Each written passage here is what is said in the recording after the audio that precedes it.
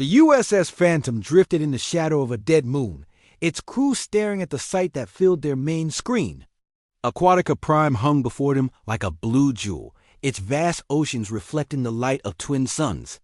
Floating cities dotted the planet's surface, connected by bridges that stretched across entire continents.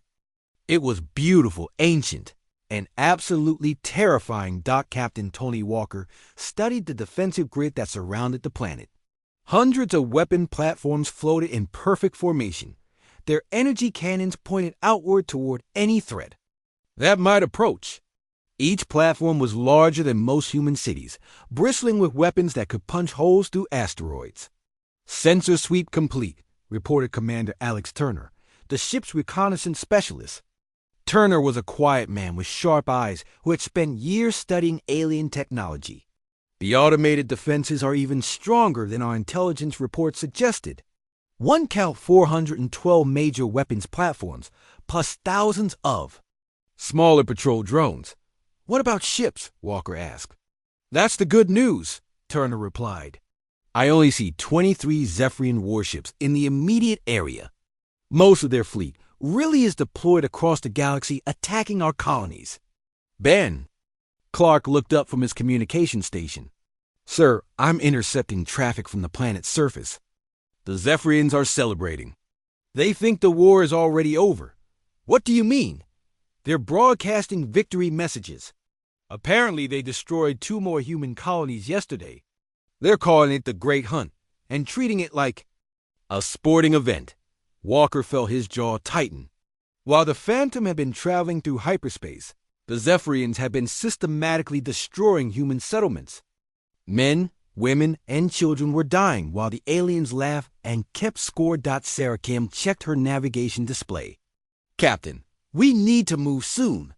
The planetary defense grid runs sensor sweeps every 6 hours. The next one starts in 20 minutes. Options?" Walker asked. Turner activated a holographic display showing the approach routes to the planet. "There are 3 ways in.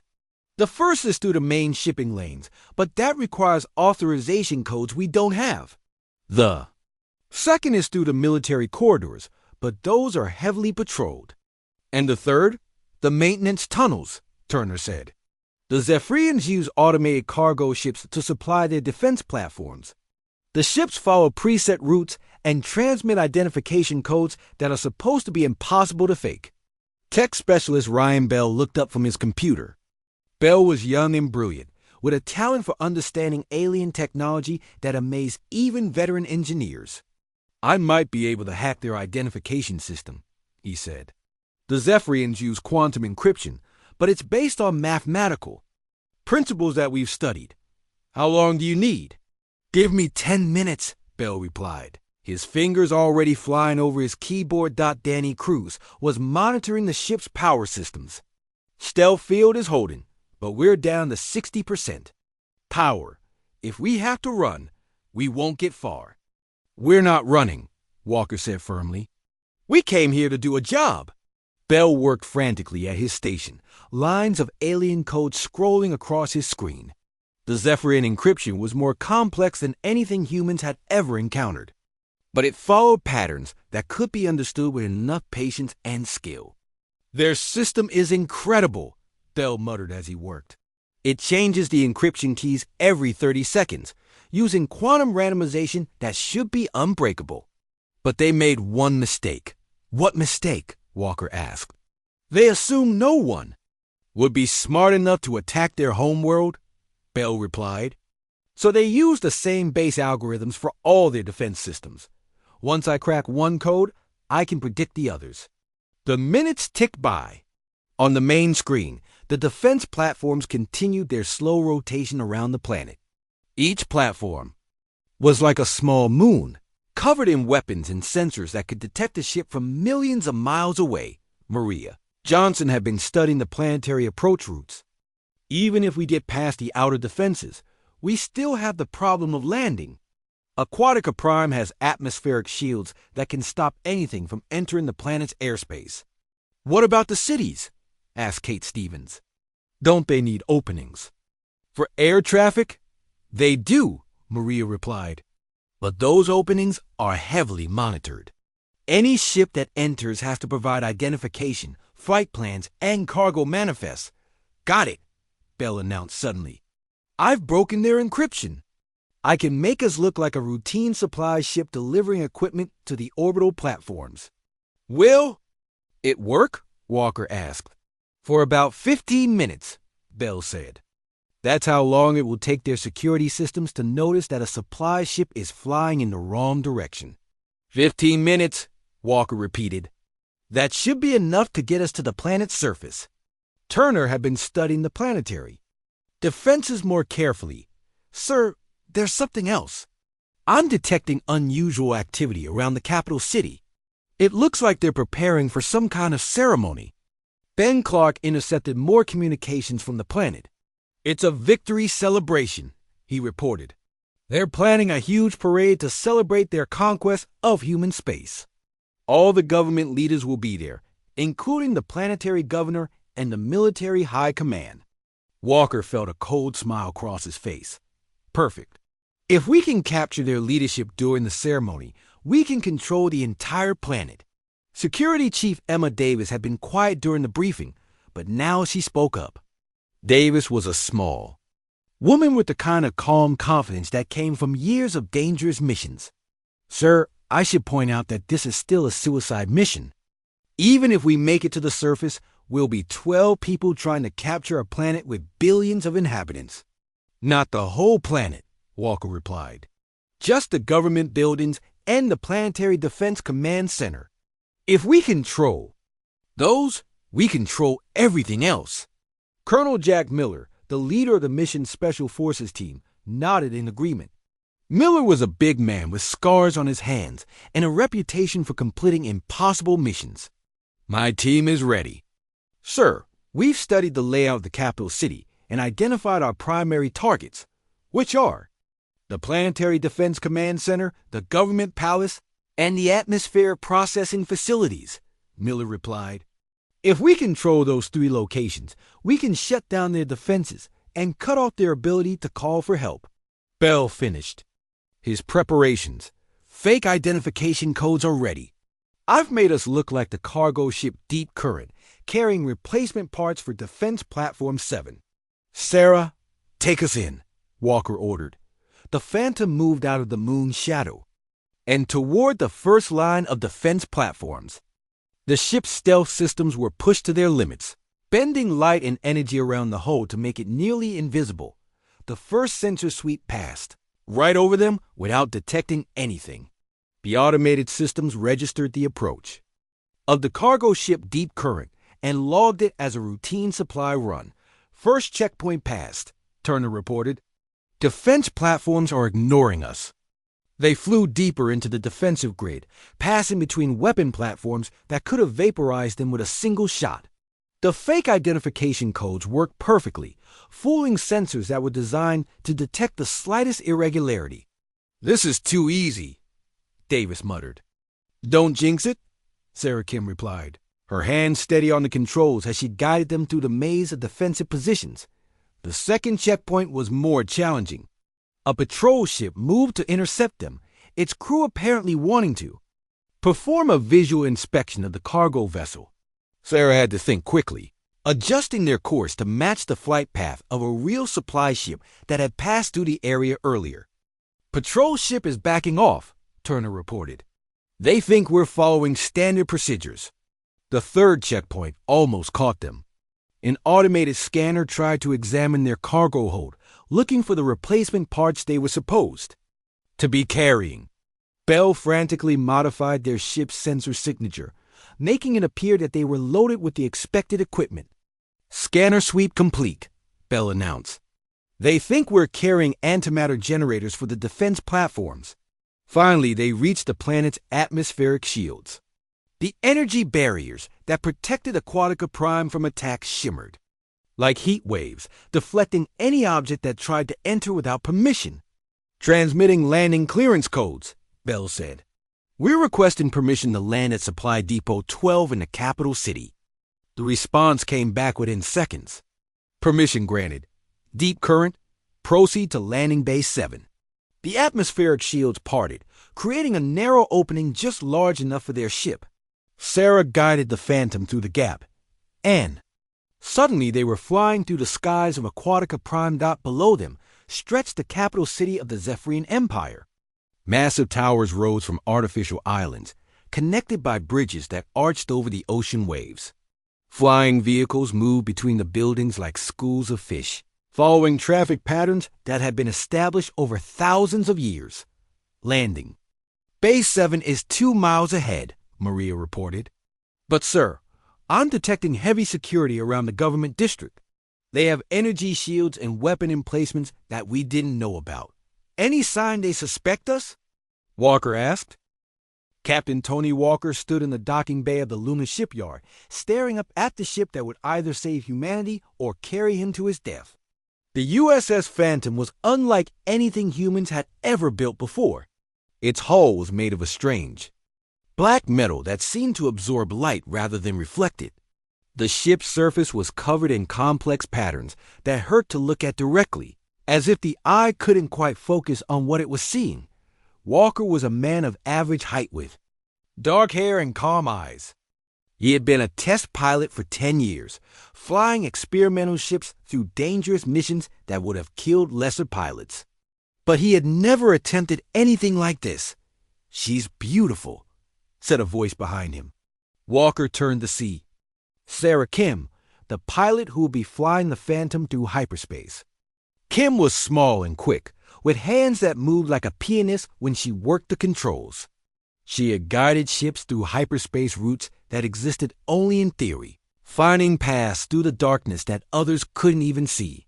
"She's our only chance," Walker replied. Behind them, the rest of the crew was gathering. Danny Cruz, the ship's engineer, was a big man with gentle hands who could fix anything that used electricity or moved through space. He had spent weeks learning every system on the Phantom, memorizing every circuit and backup power source. Kate Stevens, the communications specialist, was checking her equipment one final time. She was young and nervous, but she had a gift for languages and codes. She could speak 12 different alien languages and had broken encryption systems that experts said were impossible to crack. Ben Clark, the intelligence officer, was reviewing files on his tablet. He was a quiet man who noticed things others missed. He had been studying Zephyrian communications for months, learning their patrol patterns and military procedures. Finally, there was Maria Johnson, the navigation specialist. She was older than the others, with gray hair and steady hands. She had been exploring hyperspace routes since the early days of human space travel, mapping paths through regions of space that had never been visited by any living being. Admiral Morrison walked into the docking bay, his face serious. "Final briefing," he said. The crew gathered around him in a circle. Morrison activated a holographic display that showed the route they would take to reach Aquatica Prime. "The journey will take 3 weeks," he began. "You'll be traveling through hyperspace routes that have never been used by military vessels. Some of these paths go through systems that are completely dead, with no planets, no stars, nothing but empty space." He pointed to different sections of the route. "Here you'll pass through the Graveyard Nebula, where old ships go to die. Here, you'll cross the Void Barrier, a region where hyperspace becomes unstable. And here you'll enter the Dark Zone, where normal sensors don't work." Sarah Kim studied the route carefully. "What about fuel?" "The Phantom has extended fuel tanks," Morrison replied. "But you'll need to be careful. There are no refueling stations where you're going. If you run out of fuel, you'll drift in space. Forever." Danny Cruz raised his hand. "What about the stealth systems?" "That's the key to everything," Morrison said. "The Phantom uses experimental technology that makes it nearly invisible to Zephyrian sensors. But the system uses enormous amounts of power. You can only stay hidden for short periods before you need to shut down and recharge." Kate Stevens looked worried. "What if we're discovered?" "Then you run," Morrison said simply. "The Phantom is fast enough to escape most Zephyrian ships, but only if you have enough power for the engines. That's why the stealth system is so important. You need to stay hidden until you reach the target. Ben Clark had been studying intelligence reports. Sir, what about the defenses around Aquatica Prime? Morrison's expression grew grim. That's the biggest risk. The planet is surrounded by automated defense platforms that can destroy anything that approaches without proper authorization codes. But our intelligence suggests that most of the Zephyrian fleet has been deployed to attack our colonies. He changed the display to show Aquatica Prime itself. The planet was beautiful, covered in vast oceans and floating cities. But around it were hundreds of defensive satellites and weapon platforms. The good news is that the Zephyrians have never been successfully attacked, Morrison continued. They're overconfident. They don't expect anyone to be stupid enough to attack their homeworld. Are we stupid enough? Danny Cruz asked. Morrison smiled grimly. We're about to find out. The final preparations took 6 hours. The crew loaded supplies, checked systems, and ran through their mission procedures one final time. Captain Walker met with each crew member individually, making sure they understood their roles and were ready for what lay ahead. As the Phantom prepared to launch, news arrived from the outer colonies. The Zephyrian fleet had begun its attack on human settlements. 3 colony worlds were already under siege, their populations hiding in underground shelters while alien ships bombarded their cities from orbit. They're not even trying to conquer, Ben Clark reported as he monitored the alien communications. They're just destroying everything. It's exactly what they said they would do, using our worlds as target practice for their young warriors. Walker felt his anger grow cold and hard. These aliens saw human beings as toys to be broken, targets to be destroyed for the entertainment of their children. They had never bothered to learn anything about human culture or history. They didn't know that humans had a saying, "Don't poke the bear." The Phantom launched from the lunar shipyard at exactly midnight Earth time. The ship slipped silently away from the moon, its stealth systems already active. Within minutes, it had disappeared from all human sensors, becoming just another dark object drifting through space. Sarah, Kim guided the ship toward the first hyperspace jump point, her hands moving smoothly over the controls. "Jump in 30 seconds, she announced. Walker strapped himself into the captain's chair. "All stations, report ready." "Engineering ready," Danny Cruz said. "Communications ready," Kate Stevens reported. "Intelligence ready," Ben Clark confirmed. "Navigation ready," Maria Johnson added. "Stealth systems active and holding," Walker said. "Sarah, take us out." The Phantom jumped into hyperspace, vanishing from normal space in a flash of blue light. They were committed now, traveling along a route that would take them through the darkest corners of the galaxy. The first week of the journey was uneventful. The Phantom moved through empty space, following hyperspace routes that had been mapped by human exploration ships, but never used for military purposes. The crew settled into their routines, monitoring systems and watching for any signs of trouble. Maria Johnson proved to be an excellent navigator. She guided them through hyperspace lanes that were so narrow and twisted that other pilots would have been lost within hours. Some of the routes took them through systems where dead stars had collapsed into black holes, creating gravitational fields that made normal navigation impossible. "How do you do it?"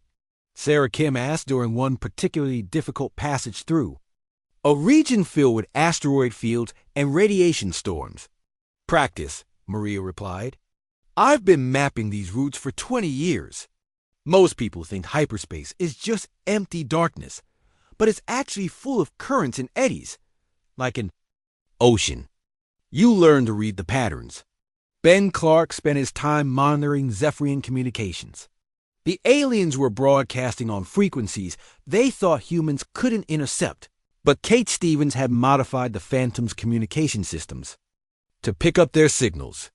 "They're having more fun than they expected," Ben reported during their daily briefing. "The young warriors are competing to see who can destroy the most human buildings. They're treating our cities like a video game." "Any word about their fleet movements?" Walker asked. "Most of their ships are still deployed at the outer colonies." But I'm picking up increased chatter about security around Aquatica Prime. Someone in their command structure is getting nervous. About what? Unknown? But they're asking questions about where the human fleet is.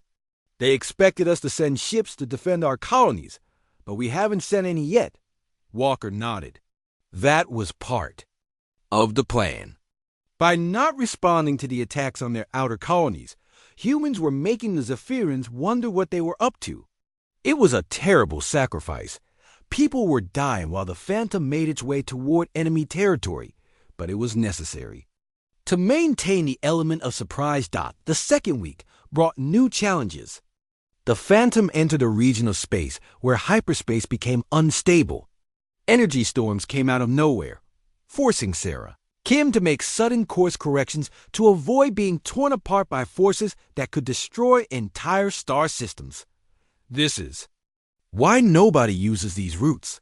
Maria said as she worked frantically to recalculate their path through a particularly violent storm. The Zephyrians probably don't even know these hyperspace lanes exist. Good, Walker replied. That means we're going the right way. Danny crews had to work around the clock to keep the ship's systems running. The energy storms were interfering with the Phantom's electronics, causing power fluctuations that threatened to shut down life support. The stealth system is drawing too much power, he reported. If we hit another storm like that last one, we might lose everything. Can you fix it? I'm trying. But this technology is so new that we don't have spare parts if something breaks. The message arrived at Earth 3 days later, traveling through the deep space communication networks that connected human colonies across dozens of star systems. Admiral Jake Morrison was in his office at the Global Defense Command when the transmission came through. He had been expecting bad news, but nothing could have prepared him for what he was about to see. Morrison was a tall man with gray hair and tired eyes. He had spent 30 years in the military, fighting in 3 different wars and helping to build humanity's first real space fleet. He had seen humanity's best and worst moments, but he had never seen anything like this. The recording played on his main screen, showing the Alien Council chamber in all its strange glory. Morrison watched as Commander Velthara stood before the assembled delegates, her blue scales catching the light as she spoke about humans with such contempt that it made his stomach turn. Soft-skinned weaklings, she called them. Training targets for our children. Morrison's hands tightened into fists as he watched the other aliens laugh and make their horrible sounds of amusement. These creatures thought humans were nothing more than animals to be hunted for sport. They saw Earth's cities as practice, targets and its people as disposable resources. When the recording ended, Morrison sat in silence for a long moment. Then he activated his communicator and sent out an urgent message to every human leader in the galaxy. Emergency meeting, he said. All department heads, all colony governors, all military commanders, we meet in 4 hours. Priority Alpha. The response was immediate. Within minutes, his communication board was lighting up with confirmations from across human space. Leaders who had been preparing for bed suddenly found themselves booking emergency flights to Earth. Scientists working in deep space laboratories dropped their experiments and headed for the nearest transport ships. 4 hours later, the main conference room at Global Defense Command was packed. President Nathan Clark sat at the head of the table, his face grim. Around him were gathered the most powerful people in human space: military leaders, scientists, politicians, and intelligence officers. Captain Lisa Rodriguez, head of Earth's Intelligence Division, was the first to speak. She was a small woman with sharp eyes and a reputation for finding information that others miss. "We've confirmed the message is genuine," she said.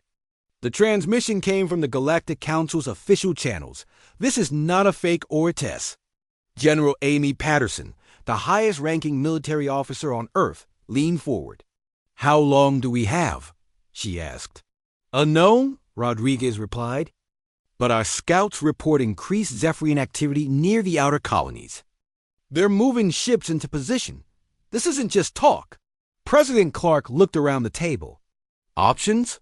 We could try to negotiate, suggested Secretary of State William Brooks. Maybe if we offer them something valuable. They don't want our resources, Rodriguez interrupted. They want our worlds. They want to use our cities as target practice and our people as training dummies. There's nothing to negotiate, General Patterson nodded. Our conventional defenses won't hold them. The Zephyrian fleet is 10 times larger than ours, and their technology is centuries ahead of anything we have. If they attack our colonies, we'll lose them all within weeks. The room fell silent. Everyone knew the general was right. Humanity had only been in space for a few decades, while the Zephyrian Empire had been conquering stars for thousands of years. In a straight fight, there was no contest. What about evacuation? Asked Governor Susan Murphy from the Mars colony. We could move our people to the inner systems, try to make a stand at Earth. That just delays the inevitable, Patterson replied. And where would we put 12 billion people? We don't have the ships or the resources for that kind of evacuation.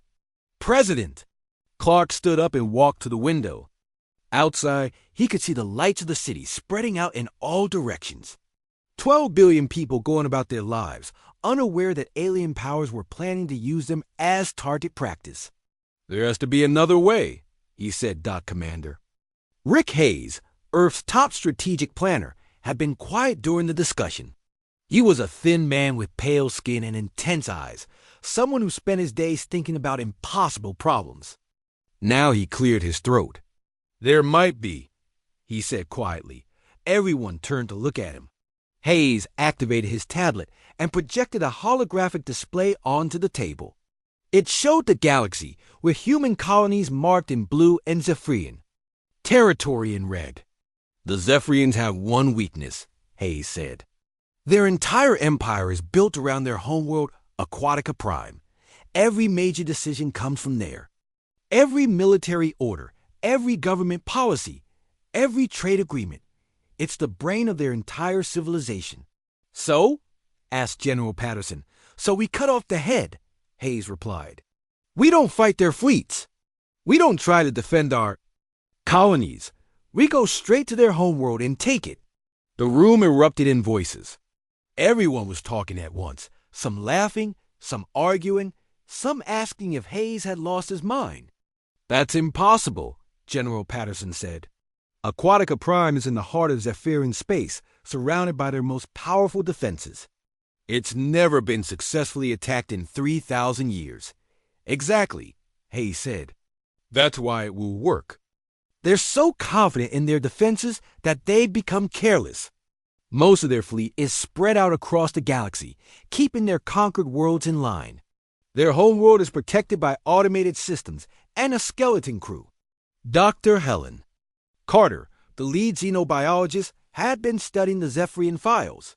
She was a quiet woman who usually stayed out of military discussions, but now she spoke up. Commander Hayes is right about their weakness, she said.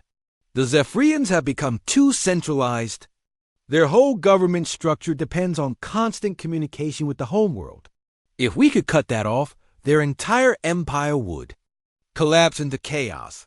But how do we get there? Asked Admiral Morrison. Their territory is heavily patrolled. We'd never make it past their outer defenses. Hayes smiled for the first time since the meeting began. We don't go through their territory, he said. We go around it. There are hyperspace routes that the Zephyrians don't know about, passed through dead space that our exploration ships have. Mapped over the years. He changed the display to show a three-dimensional map of hyperspace routes. Hidden among the major trade lanes were dozens of smaller paths, routes that led through empty systems and forgotten corners of the galaxy. The Zephyrians only use the major hyperspace routes, Hayes explained. They're too proud to explore the dark corners of space. But we've been mapping everything we can find, just in case we need alternate routes for trade or exploration. Captain Rodriguez leaned forward. You're talking about a stealth mission. One ship, maybe two, getting past all their defenses, and somehow taking control of the most heavily defended planet in the galaxy. That's exactly what I'm talking about, Hayes said. It's suicide, General Patterson said flatly. Maybe, Hayes agreed. But it's the only chance we have. We can't fight their fleets, but we might be able to outthink them. They expect us to defend our colonies and beg for mercy. They don't expect us to attack their homeworld. President Clark turned back to the table. What would we need? Our best ship, Hayes said. Our best crew, and a lot of luck. And if we fail, then we're no worse off than we are now, Hayes replied. They're going to destroy us anyway. At least this way, we go down fighting. The room fell silent again. Everyone was thinking about the same thing. The recording they had all seen. The alien laughter. The casual dismissal of human life. These creatures thought humans were weak, primitive, and harmless. Admiral Morrison stood up. I'll lead the mission, he said. No, President Clark said firmly. We need you here. This is a job for someone younger. Someone who can think on their feet. Then who? Morrison asked. Hayes looked around the table. I know someone, he said. Captain Tony Walker. He's been testing our new stealth technology. If anyone can get a ship past Zephyrian defenses, it's him. One ship against an entire empire, General Patterson said. It's insane. So is everything else humans have ever accomplished, President Clark replied. We went to the moon when everyone said it was impossible.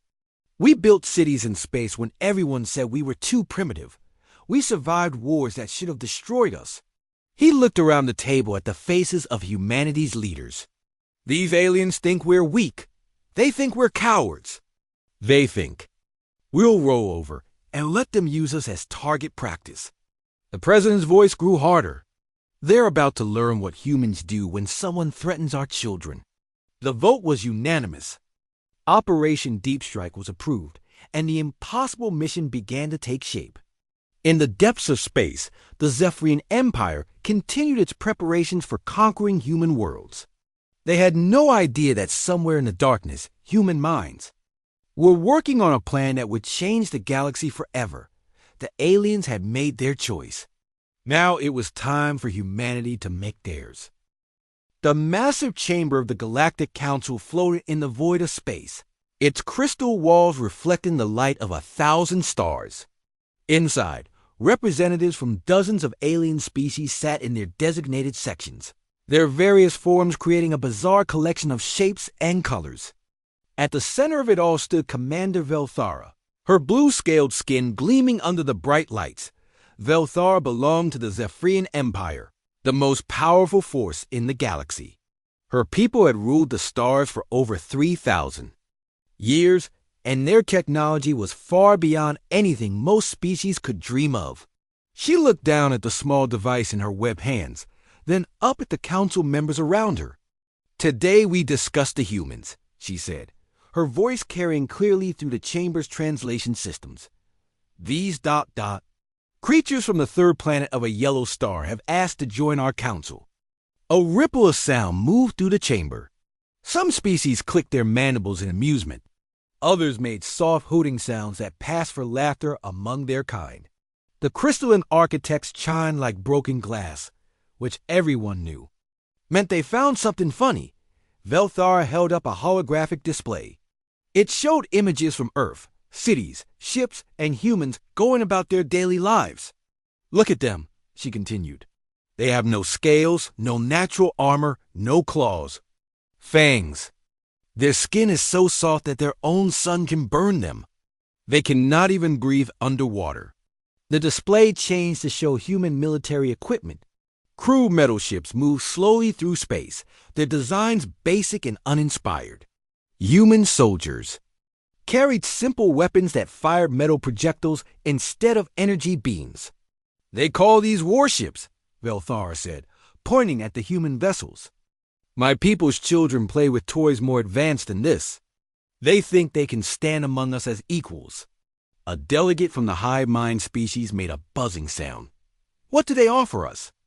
The creature asked, its compound eyes glittering. Nothing. Velthara replied, they mine basic metals from dead rocks. They grow simple plants for food. They have discovered how to split atoms, but they use this knowledge to make bombs that destroy their own cities. They are children playing with forces they do not understand. The architect delegate chimed again. Their requests? They want protection, Velthara said. They want us to promise not to take their worlds. They want to trade with us on equal terms. They want to be treated as if they matter. The chamber erupted in sounds of amusement. The hive mind buzzed loudly. The architect's chimes became almost musical. Even the usually quiet ethereals made soft whistling sounds that meant they were entertained. Velthara waited for the noise to die down. I have a better idea, she said. My people need new training grounds for our young warriors. These human worlds would be perfect. The humans are weak enough that our children could practice on them without real danger, but strong enough to provide some challenge. She gestured to the display again. Look at their cities. So fragile, so exposed. Our youngsters could learn proper combat techniques by taking these places. The humans would serve the galaxy better as training targets than as members of this. Council, the Zephyrian delegate from the military sector stood up. Commander Velthara speaks truth, he said. Our scouts report that human defenses are laughable. They have no energy shields. Their ships move like floating rocks. Their weapons cannot even scratch our armor. How many humans are there?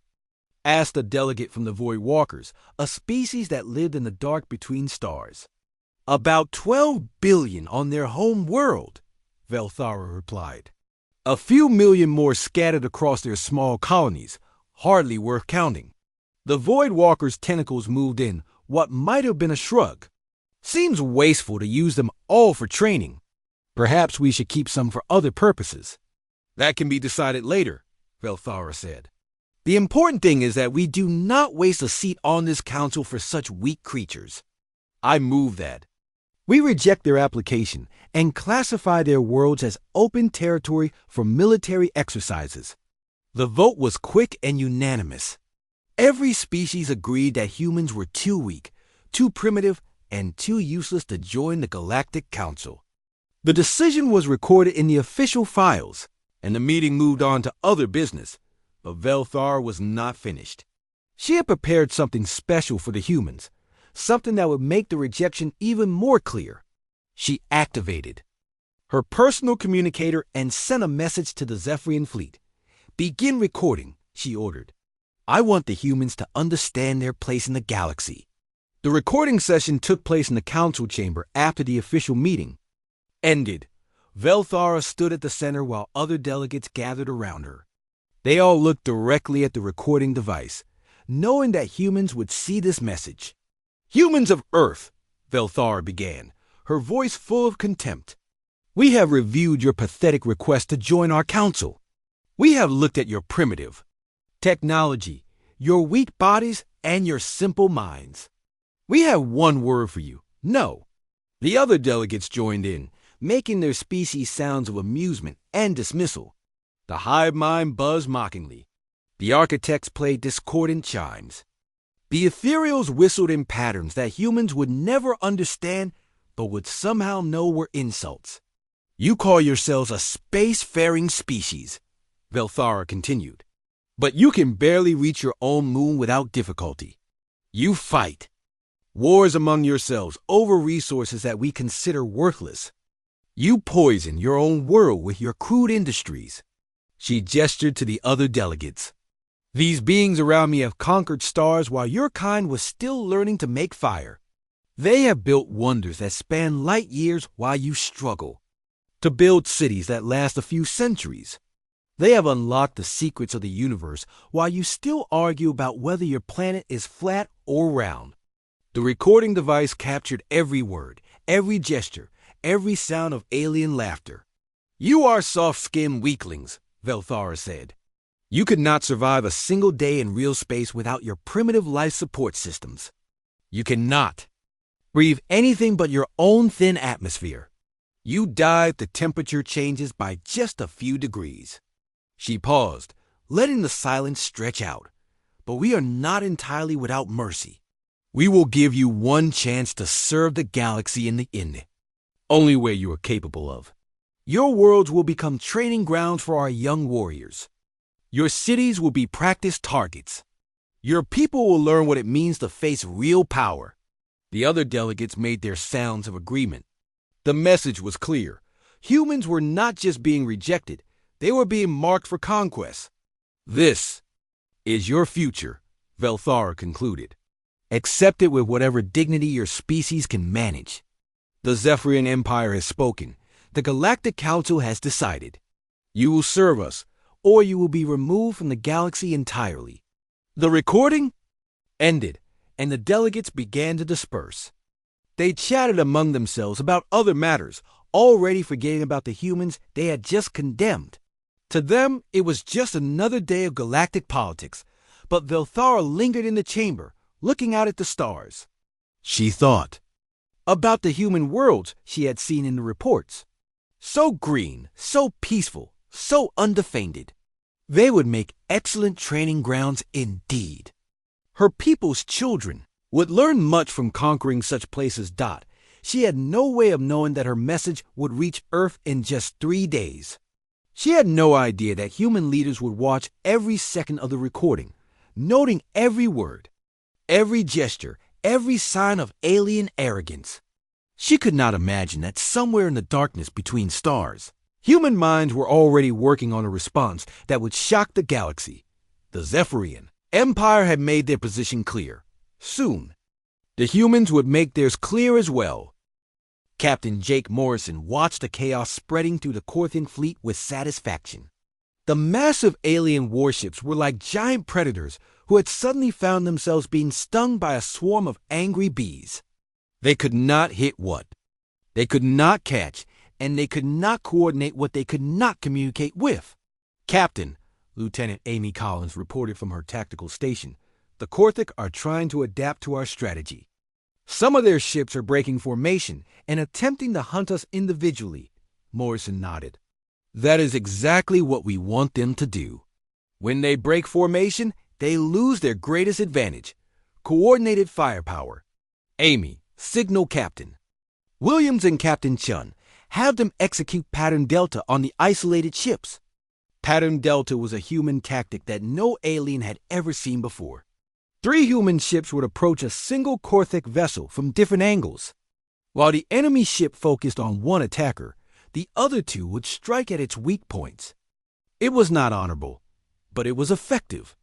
The ED's Churchill, ED's Harmony, and Ed's Rising Sun moved toward a Corthic destroyer that had separated from the main fleet. The alien ship was 3 times larger than any of the human vessels. But size was not always an advantage in space combat. On the bridge of the Corthic destroyer Storm of Conquest, Captain Vexgoth watched the 3 small human ships approaching. He had commanded this vessel for 15 years and had destroyed dozens of enemy ships. These tiny human vessels did not worry him. Target the lead ship, he ordered. Fire all forward batteries. The Storm of Conquest unleashed a barrage of plasma. Bolts at the EDS Churchill. But Captain Sarah Williams had studied Corthic weapon systems during the journey from Earth. She knew that their plasma cannons were powerful but slow to recharge between shots. Evasive maneuvers, Williams ordered. The Churchill twisted and rolled through space, avoiding most of the plasma bolts. The few that hit were absorbed by the ship's shields. While the Corthic ship focused on the Churchill, the Ed's Harmony approached from the left side. Captain Chun Wei had his weapons officer target the destroyer's sensor array. A precise missile strike destroyed the alien ship's ability to track multiple targets. Captain Vexgoth, his tactical officer, reported, "Our primary sensors are offline. We cannot track the other 2 human ships." Before Vexgoth could respond, the Ed's Rising Sun attacked from the right side. Captain Yuki Tanaka's crew targeted the destroyer's engine cooling system. Without proper cooling, the massive Corthic engines would overheat and shut down. Within 10 minutes, the Storm of Conquest was drifting helplessly in space. Its weapons were intact. Its armor was undamaged, but it could not move or see clearly. The 3 human ships had neutralized the vessel 3 times, their size without destroying it. This scene was repeated throughout the battle zone as human ships used their speed and coordination to disable Korthic vessels one by one. The aliens had superior weapons and armor, but they were not prepared for enemies who refused to fight by the rules. On the flagship of the human fleet, Chief Engineer Pete Davis was monitoring something even more important than the individual battles. He had been studying the Korthic fleet's communication patterns and had discovered something interesting. "Captain," Pete called out, "I have been analyzing the enemy's computer systems. These Korthic ships are more automated than I expected. They rely heavily on computer-controlled targeting and navigation systems." Morrison walked over to Pete's station. "What are you thinking?" "Sir, what if we could interfere with their computer systems? Not just jam their communications, but actually confuse their automated systems. Is that possible?" Pete grinned. "Captain, remember that these aliens have never fought humans before. Their computer security is designed to stop other aliens, not human hackers. I think I can create a virus that will spread through their network and cause their automated systems to malfunction." Morrison raised an eyebrow. "A computer virus? In the middle of a space battle?" "Sir, warfare has always evolved with technology. On Earth, we have been dealing with computer warfare for decades. These aliens might never have considered that. Their enemies would attack their computer systems directly." "Do it," Morrison ordered, "but be careful. If they detect what we are doing, they might find a way to counter it." Pete worked frantically at his computer terminal, writing code that would exploit weaknesses in Korthic computer systems. The virus he created was designed to spread through their communication networks and cause their targeting computers to make small but critical errors. Meanwhile, the battle continued to evolve in ways that neither the Korthic nor the Zilani had expected. The human ships were not trying to win through superior firepower. Instead, they were using psychological warfare, misdirection, and electronic interference to turn the Korthic fleet against itself. Admiral Krathic stood on the bridge of his flagship, watching his mighty fleet fall apart.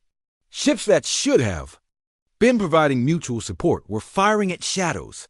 Vessels that had fought together for years were colliding with each other because their navigation systems were malfunctioning. "Admiral," his communications officer reported, "we are receiving reports of system failures across the fleet. Targeting computers are malfunctioning, navigation systems are providing incorrect data, and some ships are reporting that their automated defense systems are targeting our own vessels." "How is this possible?" Krathic demanded. "Unknown, sir. It appears that the humans have introduced some kind of computer virus into our networks. Every time one of our ships tries to communicate with another, the virus spreads." Admiral Krathic had ruled through strength and fear for his entire career. He understood overwhelming firepower, brutal tactics, and the destruction of enemies. But he did not understand this new kind of warfare where the enemy turned your own systems against you. On the bridge of the EDD's Defiance, Captain Morrison watched as Pete's virus spread through the Korthic fleet. Enemy ships were firing at their own allies. Navigation computers were sending vessels on collision courses, and the proud formation of the Korthic fleet was dissolving into chaos. "Captain," Lieutenant Collins reported, "the Korthic are trying to shut down their automated systems to stop the virus. But that means they have to control everything manually. Their reaction times are much slower now." "Perfect. Signal Commander Veltar. Tell him to prepare his ships for a coordinated attack on the Korthic command vessel." Commander Veltar received the message on his ship, the last operational Zilani command vessel. For 3 years, he had watched his people suffer under Korthic attacks. His beautiful homeworld had been turned into a wasteland. His military had been reduced to a handful of ships, and his civilization had been on the edge of extinction. Now, for the first time in 3 years, he felt hope. "All ships," Veltar transmitted, "to his remaining vessels. This is Commander Veltar. Today, we fight alongside our new human allies. Today, we show the Korthic that the Zilani Federation is not finished. All ships, attack formation. Target the enemy flagship. The 18 remaining Zilani ships moved toward the massive Korthok command vessel. Their weapons were designed to disable rather than destroy. But 18 ships firing together could deliver significant damage. Admiral Krathik watched the approaching Zilani attack with contempt. He had defeated Zilani attacks dozens of times before. His flagship, the Destroyer of Worlds, was the most powerful ship in the Korthik fleet. Its armor could withstand anything the Zilani could throw at it. "Let them come," he told his crew. "We will destroy these Zilani insects and then hunt down the human ships one by one." But as the Zilani ships opened fire, something unexpected happened. The targeting systems on the Destroyer of Worlds began malfunctioning. The ship's defensive weapons fired at empty space instead of at the attacking Zilani vessels. The navigation.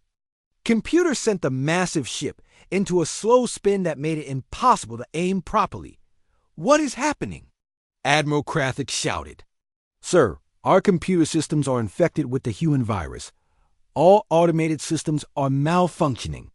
While the Korthik flagship struggled with its infected computer systems, the human ships moved into position for their final gambit. Captain Morrison had saved the most audacious part of his plan for last. "All ships," he transmitted to the human fleet, "prepare for Operation Trojan Horse. Pete, is the special program ready?" "Ready, Captain." "But, sir, this is extremely risky. If it does not work, we will be in range of their main weapons. And if we do not try, this battle could last for days. The Zilani cannot afford a long fight." Operation Trojan Horse was the most dangerous part of Morrison's plan. The 12 human ships would pretend to retreat, drawing the Korthik ships after them. But they would leave behind a special surprise, a computer program that would take control of Korthik automated systems and turn their own weapons against them. "All ships begin the retreat," Morrison ordered. "Make it look convincing." The human ships suddenly broke off their attacks and began moving away from the Korthik fleet. To the aliens, it looked like the humans had finally realized they were outmatched and were trying to escape. Admiral Krathik felt a surge of satisfaction. "They are running. All ships, pursue the humans. Do not let them escape."